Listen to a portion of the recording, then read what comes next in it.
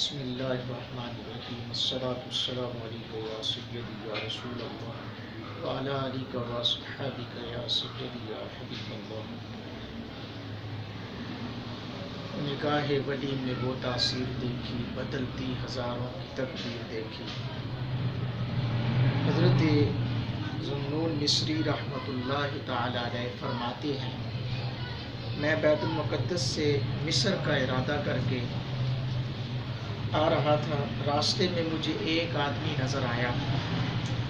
میں نے دور سے اس کی ظاہری حالت دیکھی تو میرے دل میں خیال آیا کہ اس سے بات چیت کرنی چاہیے۔ جبکہ میرے نزدیک وہ آیا تو میں نے دیکھا کہ وہ عصا ہاتھ میں پکڑے ایک بڑھیا ہے۔ اس نے اون کا جبہ زیب تن کر رکھا ہے۔ میں نے پوچھا، آپ کہاں سے آ رہی ہیں؟ کہنے لگی، اللہ کی طرف سے۔ میں نے کہا، کہاں کا ارادہ رکھتی ہو؟ کہنے لگی، اللہ کی طرف جانے کا ارادہ ہے۔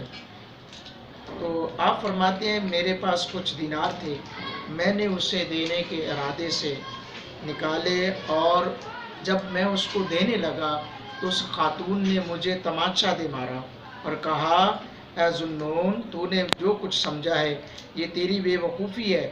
میں خدا کا کام کرتی ہوں اور اس کے سوا کسی سے کچھ نہیں مانگتی۔